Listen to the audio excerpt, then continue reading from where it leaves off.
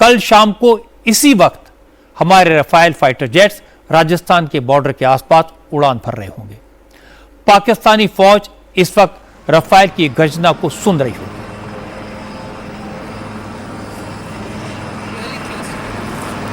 Sukhoi 30 MK1 की fire power को देख रही होगी। मिराज 2000 के थंडर को महसूस कर रही होगी।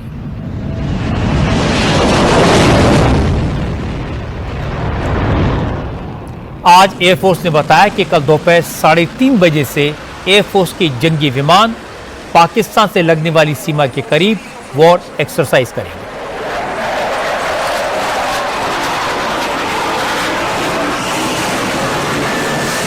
ये एक्सरसाइज 2 दिन तक चलेगी और 8 मई की रात को 9:30 बजे खत्म होगी।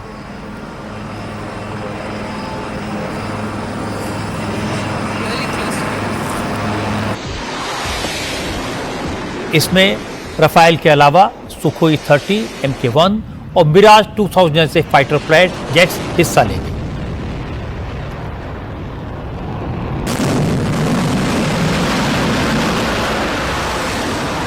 भारत ने इसके लिए राजस्थान और गुजरात से लगने वाले बॉर्डर पर नोटेम यानी नो टू एयरमैन का नोटिस जारी किया है।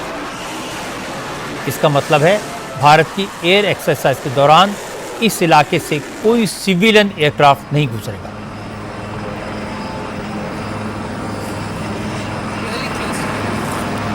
पाकिस्तान के साथ जबरदस्त टेंशन के बीच इंडियन एयरफोर्स की इस एक्सरसाइज को बहुत अहम माना जा रहा है। भारत की इस एयर एक्सरसाइज से पाकिस्तान खौफ में है, क्योंकि कल जिस समय पूरे देश में मॉक ड्रिल हो रही होगी, उसी वक्त भारत के फाइटर प्लेन बॉर्डर पर अपनी पार का प्रेजेंटेशन करेंगे। वायुसेना सरहद पर जहां पर एक्सरसाइज करने वाली है, उससे कुछ ही दूरी पर सीमा के उस पार पाकिस्तान का बहावलपुर है। यहाँ पाकिस्तान की आर्मी का बहुत बड़ा बेस है। 31वीं कोर कमांड का हेडक्वार्टर है। बहावलपुर में ही आतंकवादी संगठन जैश-ए-मोहम्मद का सबसे बड़ा अड्डा है। इस खबर पर ज्यादा जानकारी के लिए चलते हैं इंडिया टीवी के डिफेंस एडिटर मनीष प्रसाद के पास। मनीष, क्या अपडेट आप दे सकते हैं इस एयरफोर्स एक्सरसाइज को लेकर? रवि, इसमें भारतीय वायुसेना के मिराज 2000, Su-30 MKI, रफाल, साथ में तेजस और जो जैगुआर्स हैं वो शामिल होंगे। उसके अलावा एवैक्स यानी जो सर्विलांस के लिए एयरक्राफ्ट हैं, एयर टू एयर रिफ्यूल करने वाले टैंकर्स होंगे। और ये पूरी एक्सरसाइज जो राजस्थान का बॉर्डर है वहां पर होगा और उसके ठीक सामने बहावलपुर का एरिया है। 31 कोर का हेडक्वार्टर है पाकिस्तानी आर्मी का। इस समय पाकिस्तानी आर्मी इसकी वजह से बहुत ज्यादा बेचैन है और यही वजह है कि जकोआबाद, क्वेटा, भुलारी और कराची के एयरबेसेस को एक बार फिर से एक्टिवेट किया है एयर डिफेंस सिस्टम के तौर पर, और साथ में अपने फाइटर्स को कराची से लाकर, सरगोदा से लाकर वहां पे रखा है। इनको ये लग रहा है कि कहीं ऐसा तो नहीं कि इस एक्सरसाइज की आड़ में कहीं भारतीय वायुसेना एक बार बहावलपुर पर, जो कि जैश-ए-मोहम्मद का अड्डा है, उस पर अटैक न कर दे। और इसके साथ साथ क्योंकि ये पूरा इस समय एक्टिवेटेड एरिया है, तो भारतीय वायुसेना अपने दमखम के साथ ये पूरी एक्सरसाइज करेगी। रजत जी, तो मनीष, आपको क्या लगता है, क्या पर्पस है इस एक्सरसाइज का? रजी, ये भारतीय वायुसेना का ऑपरेशनल कैपेबिलिटी है। दरअसल इस समय के हालात में ये एक्सरसाइज जो हमें बताया गया एयरफोर्स हेडक्वार्टर के द्वारा कि ये प्लान थी, लेकिन इसका दायरा बढ़ाया गया है। यानी जो फॉरवर्ड लाइन के एयरफोर्स बेसेस हैं उनको एक्टिवेट किया गया है। साउथ वेस्टर्न एयर कमांड के साथ जो बाकी एयरफोर्स के फाइटर्स हैं उनको यहां पर प्रिपेयर्डनेस के तौर पर, ताकि पाकिस्तान की तरफ से अगर कोई भी हरकत होती है, चाहे वो कॉम्बैट एयर पेट्रोल के तौर पर हो, यानी पाकिस्तान के जो फाइटर एयरक्राफ्ट हैं जिसमें F-16 है, JF-17 है, मिराज 2 और 3 ग्रेड के हैं, अगर वो कहीं से भी अंदर आने की कोशिश करते हैं तो उनको ध्वस्त किया जाए। और डर इस बात का भी है पाकिस्तान को कि ये वही समय होगा जब पूरे देश में एक साथ मॉक ड्रिल हो रही होगी, और जहां पर हम मौजूद हैं जम्मू कश्मीर में, यहां पर यह मॉक ड्रिल बहुत ही अहम है। और उसके साथ साथ राजस्थान के इस बॉर्डर पर भारतीय वायुसेना का यह ऑपरेशन एक्सरसाइज, इसका मतलब पाकिस्तान बैकफुट पे है, डरा और सहमा हुआ है, और वो पूरी तरह से निगाह बनाकर बैठा है जम्मू कश्मीर से लेकर राजस्थान में होने वाली भारतीय वायुसेना की एक्सरसाइज पर। जी मनीष, कुछ डर अच्छे भी होते हैं और पाकिस्तान का यह डर भारत के लिए बहुत अच्छा है। बहुत बहुत शुक्रिया आपका इस अपडेट के लिए।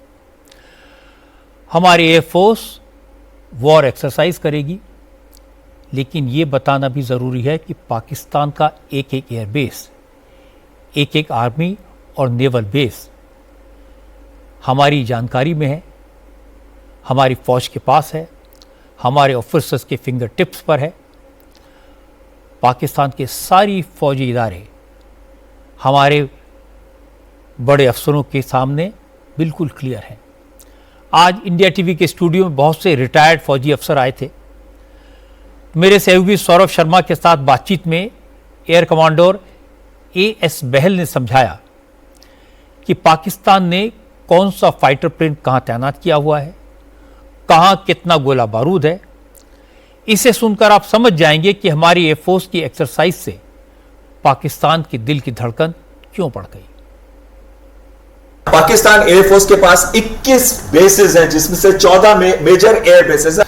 अगर हम नॉर्दर्न एरियाज में देखें तो उनके 2 मेजर बेस है, स्कार्डू और गिलगिट। ये जो स्कार्डू बेस है ये इनका सेंटर ऑफ ग्रेविटी है। यहां पे 2 रनवेज हैं और साथ साथ में ब्लास्ट पेन्स यानी कि हार्डेड एयरक्राफ्ट शेल्टर्स हैं जिनके अंदर जहाज है। या ज्यादातर वो JF-17 और F-16 को इस्तेमाल करते हैं। अगर हमें कोई भी ऑपरेशन POK के अंदर करना है तो इस एयरफील्ड को हमें नॉक ऑफ करना पड़ेगा। एक अभी इन्होंने नया यहां बनाया है स्वॉट।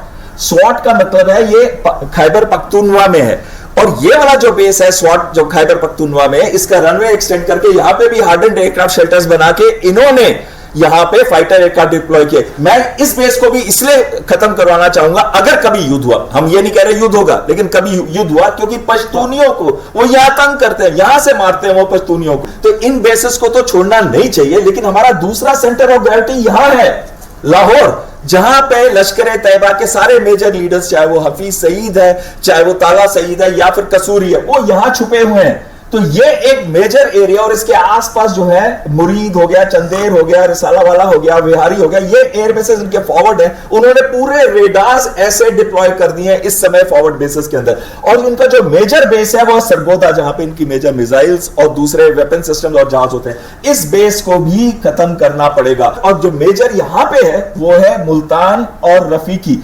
ये मेजर बेसिस है जो हमारे राजस्थान की तरफ पॉइंट करते हैं, पर राजस्थान यहां पे है। यहां पे सुकूर, जकोबाबाद और नवाबशाह ये दिए नहीं है, लेकिन है।